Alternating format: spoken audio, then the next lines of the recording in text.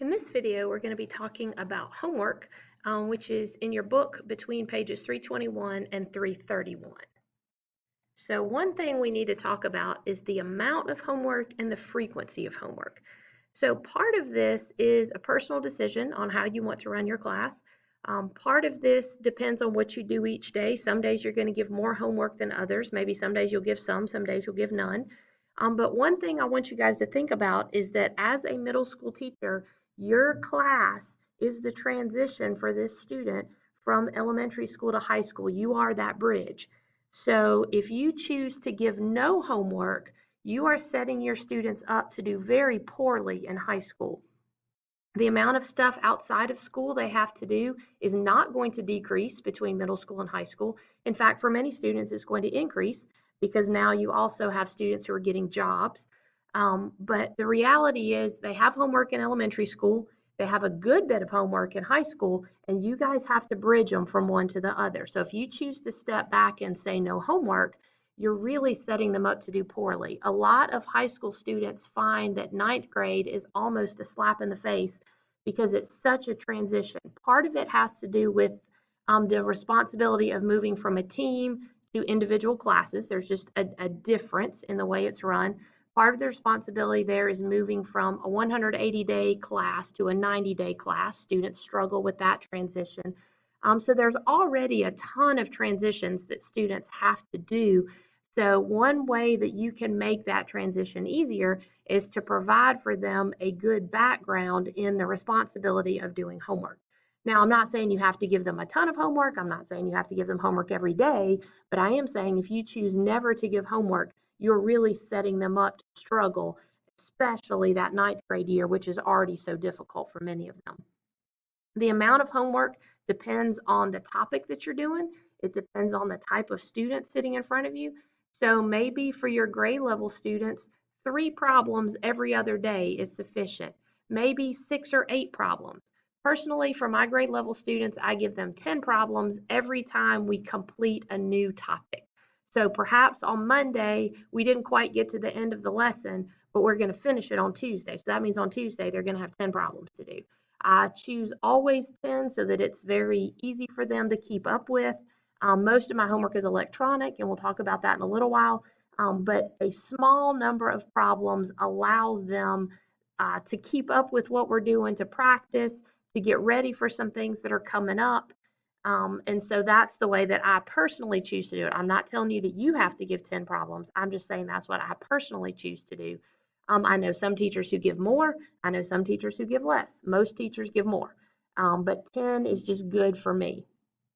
For my advanced students, they have a worksheet that they do basically every day, and it's a different number of problems depending on the type of material that we're doing. So it really depends on who's sitting in front of you and what they can handle, but just be aware that you are a transition for them from elementary school to high school, and you want to help them transition well. Okay, so think about how much homework you have here in college. And probably for most of you, that freshman year was a huge transition from your senior year of high school. I know it was for me. I think most students struggle that freshman year. In fact, when my daughter went to orientation, they told her most of you, your GPA is going to drop a point from whatever you had in high school because it's such a huge difference between that senior year of high school and that freshman year of college. So probably we in high school could do a better job of getting them set up for college, just like I'm asking you guys to do, getting your students set up for high school. But think about your typical college math class. Most of your college math class meet twice a week for 75 minutes. A semester is 15 weeks long, so that works out to be 2,250 minutes per class. In your typical middle school class, you have about 60 minutes, depends on where you are, depends on the way they have their bell schedule. I know some schools have 50, 55. When I was at Saluda Trail, we had 65. So 60-ish, just as around there. 5 classes per week, 36 weeks in the school year, which is 10,800 minutes per class. Now, which of these do you think has the most material in it? Well, a college class in general covers 2 to 3 times as much as a high school class does. and a high school class runs a little bit faster than a middle school class does. So even though you have, I divided it out as like 4.8 times fewer homework minutes, you're going to cover more material in this class. So many of you in your college classes, maybe you had 30 or 40 homework problems per lecture, and then you also had something to turn in and you had things to do online. But that's because you spent not nearly as much time in class. And so you had to take on a lot of that learning on your own. In middle school, you have way more time. So you can do more investigation, you can do more discussion, you can do more group work. But that does also mean you need a lot less homework than what you have in your typical college class because you have just spent so much time in class reasoning through and thinking through. Whereas in college, you're spending a lot of your time outside of class reasoning through and thinking through because you have far fewer minutes inside of class. So one thing I know many first year teachers can be guilty of, not everyone is, but it's definitely a possibility, is that you assign too much homework because in your mind you're thinking, oh, I just got done doing 30 problems, my students can do 20. Or I just got done doing 45 problems, my students can do 30. So it tends to be a little bit overwhelming for the students of that first year teacher because they have a college mindset and they just haven't transitioned all the way yet to having a mindset of where they are. So again, on that amount and frequency, something reasonable considering the fact that you have this many minutes inside of class to reason through the material. In high school, we have about 2,000 less minutes than you do in a middle school classroom.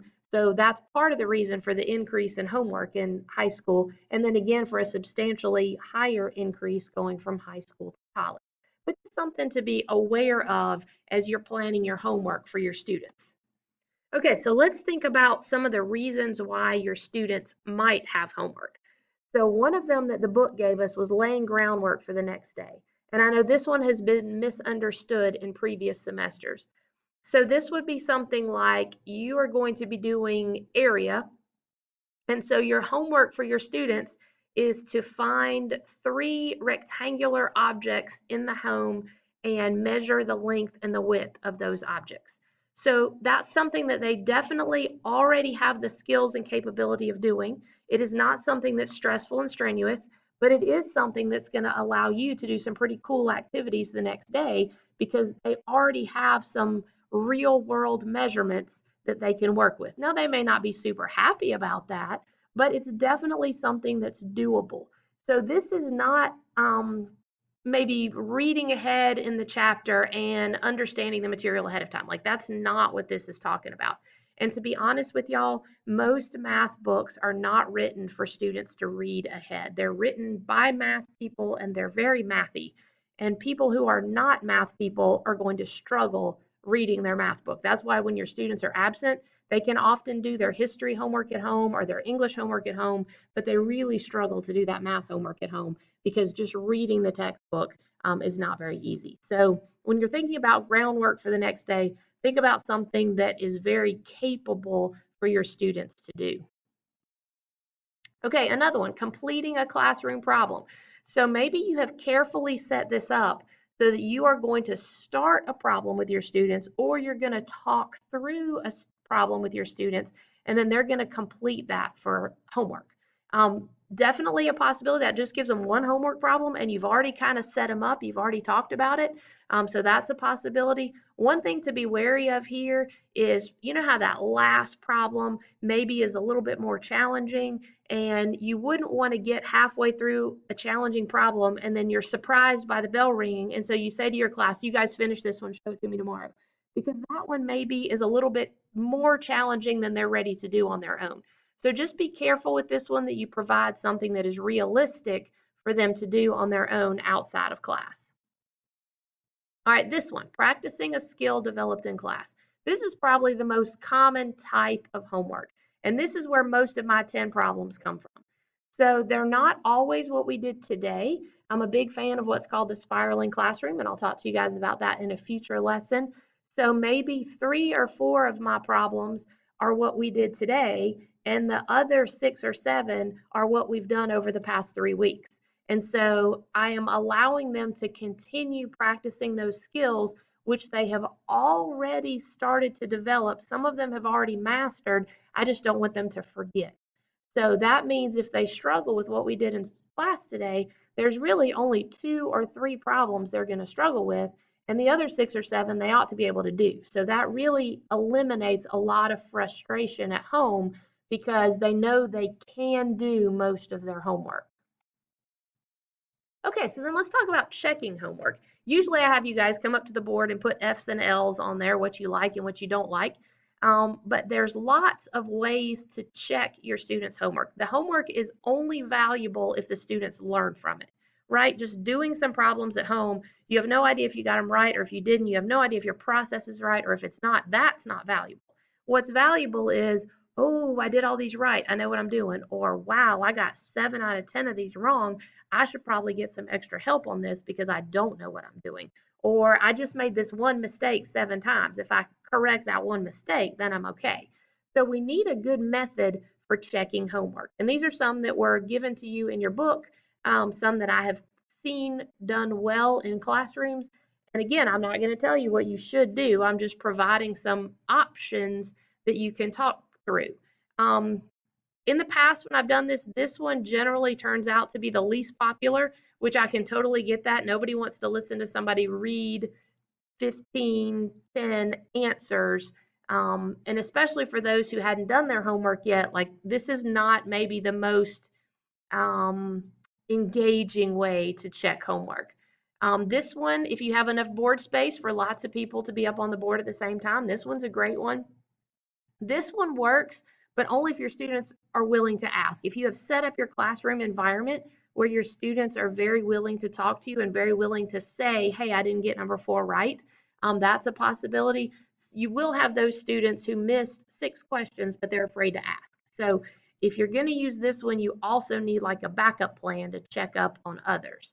This one is one I have used with my advanced students in the past, and they did their homework in this notebook that they were going to turn into me at the end of the week or on the test day. And we kept up with the work in the notebook, correcting it as we went. Students correcting in small groups is definitely a workable idea, but you have to be really careful about cheating. There are going to be those who didn't do their homework, and I don't really need to because I can copy Susie's while we're in groups tomorrow. So this one, you're going to have to kind of watch. So, and I think with all of them, there are definitely some positives with these ideas and also some drawbacks. And you just have to reason through what works best for you and what works best for your students. I know when I was in Algebra 2, my teacher had us split our paper into quadrants, and then she would say, copy these 4 problems out of your homework. They were all supposed to have been corrected, maybe 2 weeks ago, maybe a week ago. So by the point she was asking us to write them down, they were all supposed to be correct. And that way she could check that we were, in fact, doing our homework correctly. So that's another possibility that you might want to explore. Lots of ways to assess homework. This is assuming that all of your homework is turned in on paper. Grading by completion is what a lot of teachers choose to do. Unfortunately, if you grade on completion, you can put down garbage and still get credit for it. Grade on correctness eliminates that problem, but is it fair to grade them on correctness when they're just trying it for the first time? So grading with a rubric kind of takes those two and puts it together. I'm going to give you part of the credit for doing it and part of the credit for doing it correctly. That seems to be one that works well for some. The homework quiz is kind of like what I was saying my Algebra 2 teacher did. I do know some teachers that don't choose to use homework as an assessment at all, and just be aware that that opens up the possibility for your students choosing not to do it. And if they're choosing not to do it, they're really not prepared for tests and quizzes. In our current situation with so much technology, one thing to think about is all the electronic resources that you have, like an electronic textbook, Delta Math, Khan Academy. Those allow you to do and redo until you get it correct. So you can get 100 on your homework. It might take you 4 or 5 tries to do that problem, but Delta Math specifically is going to tell you if you did it right. It's going to provide videos, lots of things that you can use there. Delta Math is where I choose to get most of my homework, but any of these are good, and they automatically assess the student and tell them ahead of time if it is correct or not correct and give them the opportunity to correct before they turn it in.